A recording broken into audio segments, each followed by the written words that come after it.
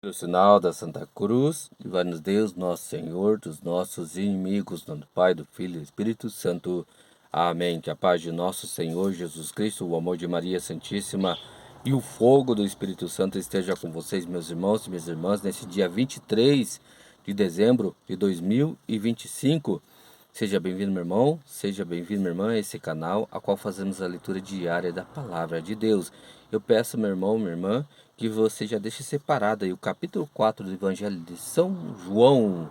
E também peço que você já vai curtindo, vai comentando, vai compartilhando, ative o sininho para receber mais notificações, convide mais pessoas para que sejam alcançadas pela Palavra de Deus. E já também vamos elevar nosso pensamento a Deus e aclamar sobre nós, sobre esse momento com a palavra, a presença do Espírito Santo. Vinde, Espírito Santo, e enchei os corações dos vossos fiéis, e acendei neles o fogo do vosso amor. Enviai o vosso Espírito, e tudo será criado, e renovareis a face da terra. Oremos, ó Deus, que instruísse os corações dos vossos fiéis com a luz do Espírito Santo, fazer que apreciemos retamente todas as coisas, segundo o mesmo Espírito, e gozemos sempre da sua consolação. Por Cristo Senhor nosso. Amém. Evangelho de São João, capítulo 4.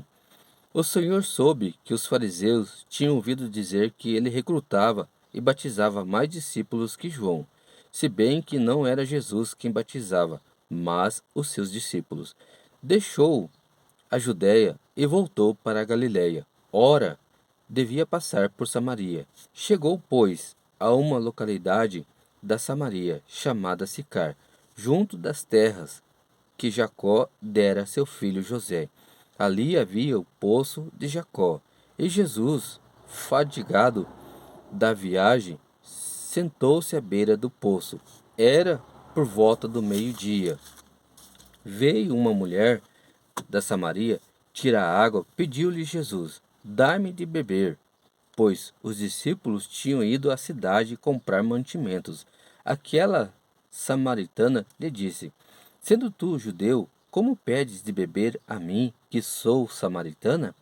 Pois os judeus não se conversavam com os samaritanos. Respondeu-lhe Jesus: se conhecesses o dom de Deus, e quem é que te diz, dai-me de beber, certamente lhe pedirias tu mesma, e ele te daria uma água viva. A mulher lhe replicou: Senhor, não tens com que tirá-la, e o poço é fundo. Donde tens, pois, essa água viva? És porventura maior do que o nosso pai Jacó, que nos deu este poço, do qual ele mesmo bebeu, e também os seus filhos e os seus rebanhos? Respondeu-lhe Jesus: todo aquele que beber desta água tomará, tornará a ter sede, mas o que beber da água que eu lhe der, jamais terá sede. Mas a água que eu lhe der virá a ser nele fonte de água que jorrará até a vida eterna. A mulher suplicou: Senhor, dai-me desta água, para que eu já não ter sede, nem vir aqui tirá-la.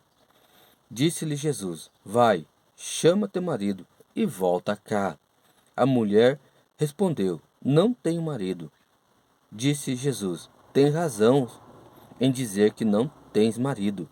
Tiveste 5 maridos, e o que agora tens não é teu. Nisso dissestes a verdade. Senhor, disse-lhe a mulher, vejo que és profeta. Nossos pais adoraram neste monte, mas vós dizeis que é em Jerusalém que se deve adorar. Jesus respondeu: mulher, acredita-me, vem a hora em que não adorareis o Pai, nem neste monte, nem em Jerusalém. Vós adorais o que não conheceis. Nós adoramos o que conhecemos, porque a salvação vem dos judeus. Mas vem a hora, e já chegou, em que os verdadeiros adoradores hão de adorar o Pai, em espírito e em verdade. E são esses adoradores que o Pai deseja. Deus é Espírito, e os seus adoradores devem adorá-lo em espírito e verdade. Respondeu-lhe a mulher: sei que deve vir o Messias, que se chama Cristo. Quando, pois, vier, ele nos fará conhecer todas as coisas. Disse-lhe Jesus: Sou eu quem fala contigo. Nisso, seus discípulos chegaram e maravilhavam-se de que estivessem falando com uma mulher. Ninguém, todavia, perguntou: Que perguntas? Ou que fala com ela? A mulher deixou o seu cântaro, foi à cidade e disse àqueles homens: Vinde, vinde e vede um homem que me contou tudo o que tenho feito. Não seria ele, porventura, o Cristo? Eles saíram da cidade e vieram ter com Jesus. Entrando, os discípulos lhe pediam: Mestre, come. Mas ele lhes disse: Tenho um alimento para comer que vós não conheceis. Os discípulos perguntavam uns aos outros: Alguém lhe teria trazido de comer? Disse-lhes Jesus: Meu alimento é fazer a vontade daquele que me enviou e cumprir a sua obra. Não dizeis vós que ainda há 4 meses e vem a colheita? Eis que vos digo: levantai os vossos olhos e vede os campos, porque já estão brancos para a ceifa. O que ceifa recebe o salário e ajunta fruto para a vida eterna. Assim o semeador e o ceifador juntamente se regozijarão, porque eis que se pode dizer com toda a verdade: um é o que semeia, outro é o que ceifa. Enviei-vos a ceifadores, onde não tendes trabalhado. Outros trabalharam, e vós entrastes nos seus trabalhos. Muitos foram os samaritanos daquela cidade que creram nele, por causa da palavra da mulher que lhe declarara: Ele me disse tudo quanto tenho feito. Assim, quando os samaritanos foram ter com ele, pediram que ficassem com eles. Ele permaneceu ali 2 dias. Ainda muitos outros creram nele por causa das suas palavras. E diziam à mulher: Já não é por causa da tua declaração que cremos, mas nós mesmos ouvimos e sabemos ser este verdadeiramente o Salvador do mundo. Passados os 2 dias, Jesus partiu para Galiléia. Ele mesmo havia declarado que um profeta não é honrado na sua pátria. Chegando a Galiléia, acolheram-no os galileus, porque tinham visto tudo o que fizera durante a festa em Jerusalém, pois também eles tinham ido à festa.